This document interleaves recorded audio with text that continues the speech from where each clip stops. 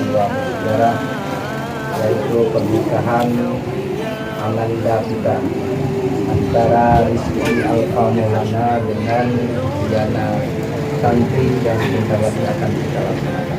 Alfa Maulana, Iya Pak.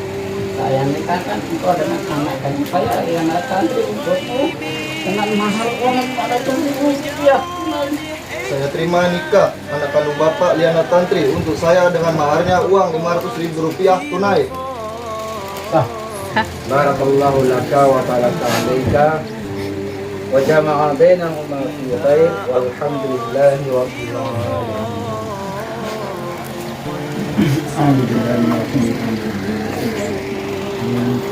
اللهم صل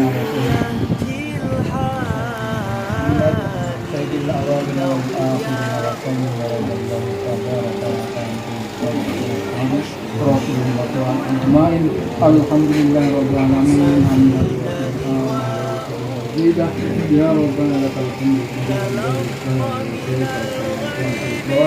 اللهم صل على سيدنا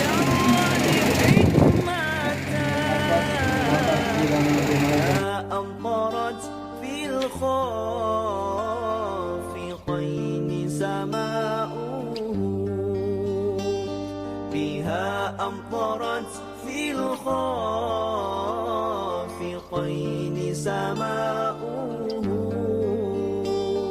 ومشهد أهل الحق منه لطائف تخبر أن المجد وشأنه فلله ما للعين من مشهد اجتلاء يعز على أهل الحجاب اجتلاؤه